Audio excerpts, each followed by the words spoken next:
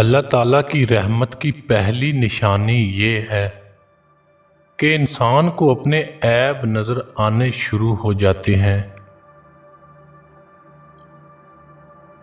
ہو سکتا ہے جس چیز کے لیے تم روتے ہو وہ بس تم سے ایک دعا دور ہو۔ توبہ کا خیال خوش بختی کی علامت ہے، کیونکہ جو اپنے گناہ کو گناہ نہ سمجھے وہ بدقسمت ہے۔ کل کی فکر مت کرو، جس رب نے آج تک سنبھال لیا ہے وہ کل بھی سنبھال لے گا۔ کوئی بھی چیز دل کو ایسے زندہ نہیں کرتی جیسے قرآن پاک کرتا ہے۔ نا امید شخص ہر بچا موقع بھی گنوا دیتا ہے، اور پر امید شخص ہر پریشانی میں بھی موقع تلاش کر لیتا ہے۔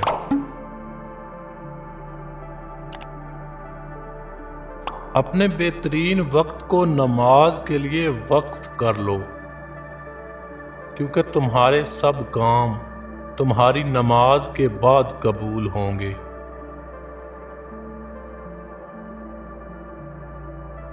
باپ کے سامنے اکڑ کے مت چلو، جس کی انگلی پکڑ کر تم نے چلنا سیکھا۔ جس نے سکھ میں شکر ادا کیا اس نے دکھ میں رب کو بہت قریب پایا۔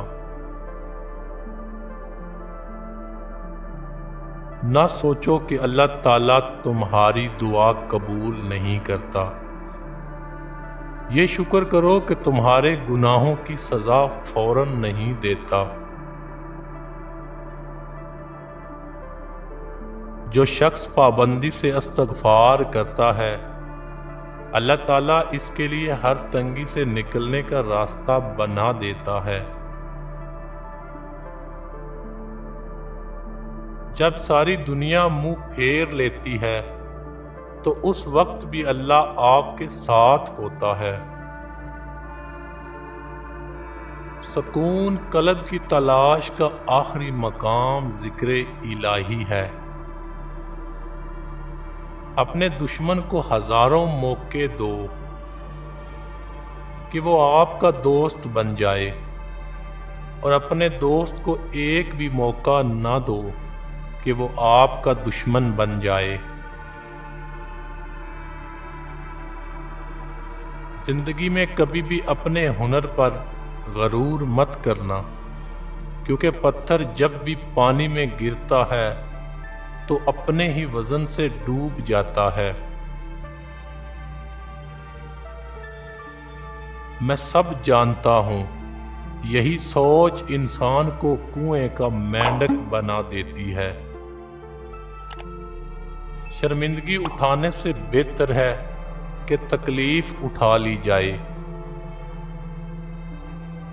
زندگی میں 3 لوگوں کو کبھی مت بھولنا: مصیبت میں ساتھ دینے والے کو، مصیبت میں ساتھ چھوڑنے والے کو، اور مصیبت میں ڈالنے والے کو۔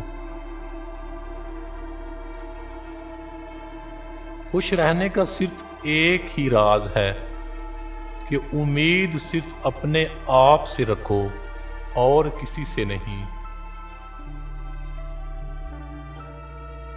عقل مند اپنے فیصلے خود کرتا ہے، جاہل عوام کی رائے پر عمل کرتا ہے۔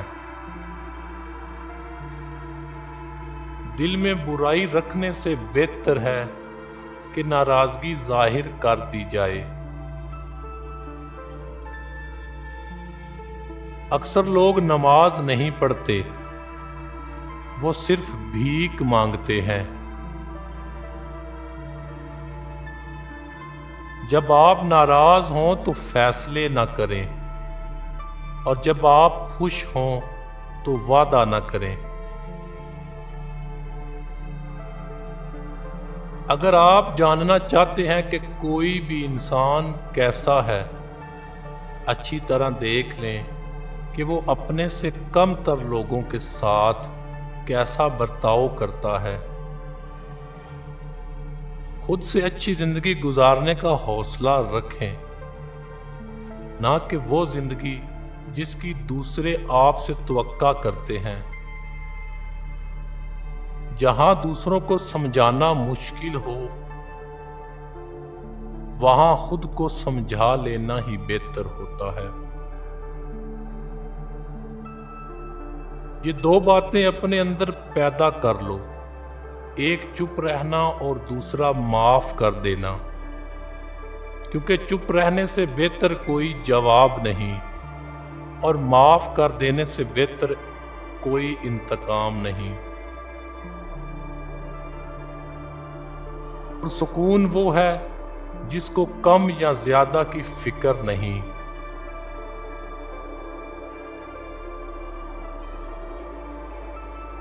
جب مشکلات اور پریشانیاں دل میں ڈیرے ڈال دیں تو صبر سے کام لو۔ میں نے بہت سے انسان دیکھے ہیں جن کے بدن پر لباس نہیں ہوتا، اور میں نے بہت سے ایسے لباس بھی دیکھے ہیں جن کے اندر انسان نہیں ہوتا۔ اگر تو 10 برس تک بھی بے روزگار رہے اور تیرے پاس کھانے کو کچھ بھی نہ ہو، تو پھر بھی تو علم سے منہ نہ موڑنا۔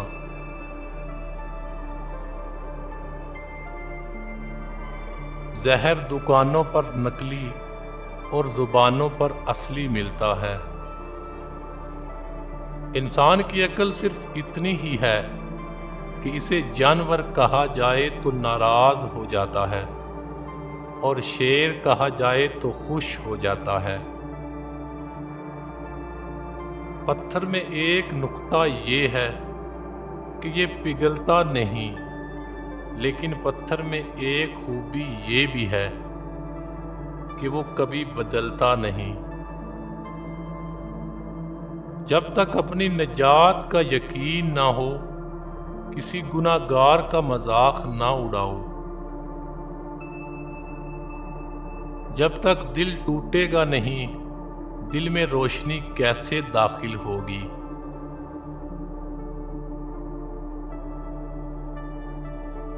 شیر دراصل وہی ہے جو خود کو شکست دے دے تاکہ اللہ کی مدد سے اللہ کا شیر بن جائے اور نفس اور اس کی فرام سے نجات پائے۔ عقل مند انسان نقصان میں چھپے ہوئے فائدے کو سمجھ جاتا ہے۔ قدرت نے تہذیب میں تعمیر کا راز چھپا رکھا ہے۔